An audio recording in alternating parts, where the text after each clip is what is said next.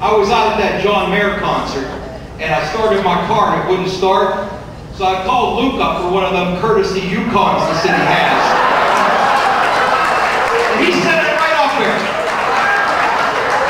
I'll tell you, it's impossible to hail a cab from there. So Luke, thank you very much. I wouldn't have been here without you. I want to thank the mayor.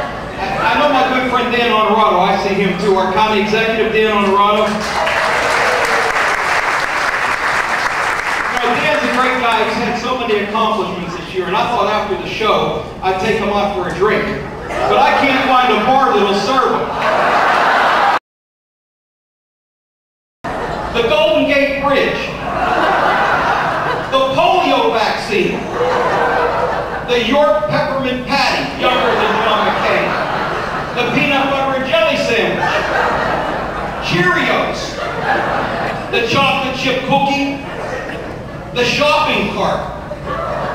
Duct tape is younger than John McCain. The ballpoint pen. FM radio. Penicillin. Nylon. The state of Alaska. Plutonium. Ranch dressing. The minimum wage. Israel.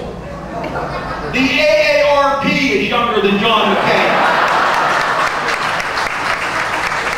And last but not least, Dick Cheney is younger than John McCain. Being a candidate for office, and I'm sure there are more of you here that have been candidates than those of you who are actually performing, because I saw Dave Ledansky, and I know he's not performing tonight, although he usually does perform, from what I understand, about all kinds of left-wing crazy things. And I love Dave, he's a good friend. One thing about being a candidate is it's just like being a child. It really is. I mean, a lot of the limitations that are put on your life are the same limitations that are put on a child's life. And I spent a lot of time with my 10-year-old niece, and I noticed that we're living parallel lives. Because I'm a candidate again. So, you know, people are always yelling at you and telling you what to do. My 10-year-old niece, Madeline, she goes, why do people always yell at me and tell me what to do? They're always telling you what to wear, right? You can't wear that. Oh, my God. People think you look strange. You know, in Congress, and when Madeline's at school, what do you have to do? You do what you want, and the bell rings, and then you got to go to class. You know, we're doing what we want in Congress, you know, the bell rings, and you got to go for a vote. It's just like being like a 10-year-old kid. It's an honor for me to be here. It's an honor to follow in Melissa Hart's footsteps again.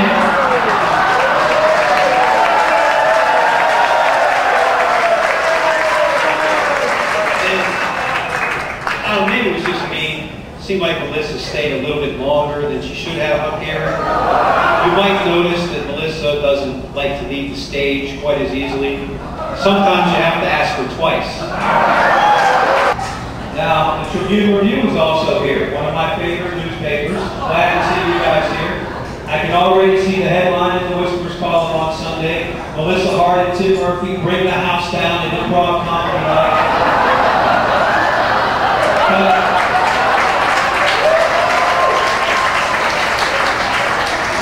They do, at the Trib, mention my name every once in a while. You probably haven't noticed because it's usually surrounded by adjectives like ultra-liberal, former lobbyist, lapdog for Nancy Pelosi.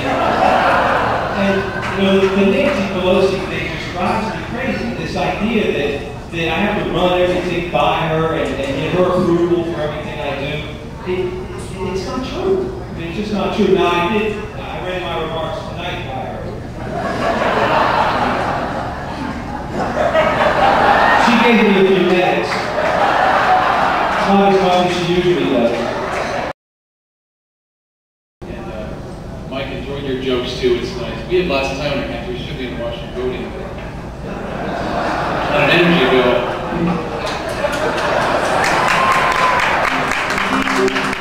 Nancy's not done with the book tour yet, so we're really. You know, I had. You know, for many years, I worked as a psychologist. I used to work at KDK, and tea. And I really enjoyed those years, and it was fun too, because a lot of times people would stop me on the street and ask me curbside consults as well. And actually, that's how I got to know Mike Doyle.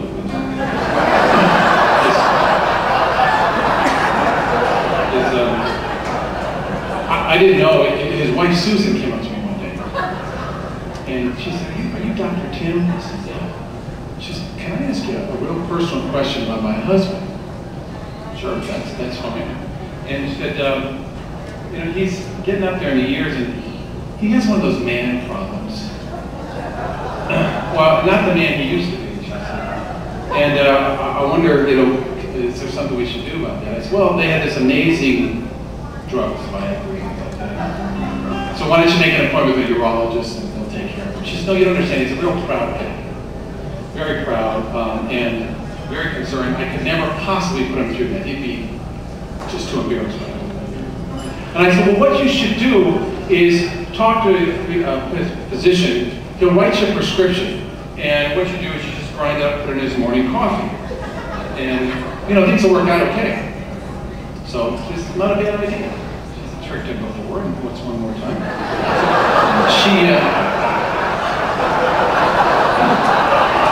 So what happened was, I hadn't seen her in a long time. Well, one day I'm walking on the street and there she is again. She's Dr. Tim. I said, Susan, how you doing? She said, okay. I said, so your marriage is perfect now? She says, no, it's not at all. And I said, well, why? What's wrong?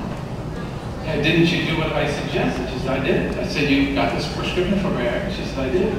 I said, you ground it up in his morning coffee? I said, I said, well, what happened? She says, oh my gosh, about 15 minutes later, oh, he was the most amorous guy I've ever, it's like back in college again. On the table, knocking the coffee cups over, knocking the tables over, the chairs, the room was a mess. I said, sounds like it worked pretty well to me, what's the problem? She says, we can never go into Starbucks again.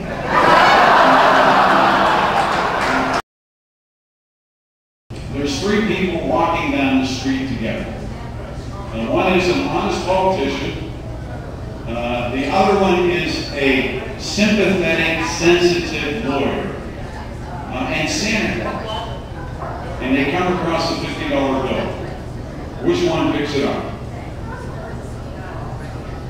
Santa Claus, because the other two don't exist. Thank you. It's really great to be here too, to hear all the funny acts. And it was great to see Melissa. And, you know, you guys are harsh with the mayor. You've got to take a little easy on the mayor because, you know, I know for a fact he's right down the street trying to break his store on skee ball over there. I thought he might pop in at the end. It was over. I don't know how much, I realized it was school night. So, Kevin Joyce, I haven't heard his name in this whole debate. Kevin Joyce, we look to collect revenues from the drink taxes, you know.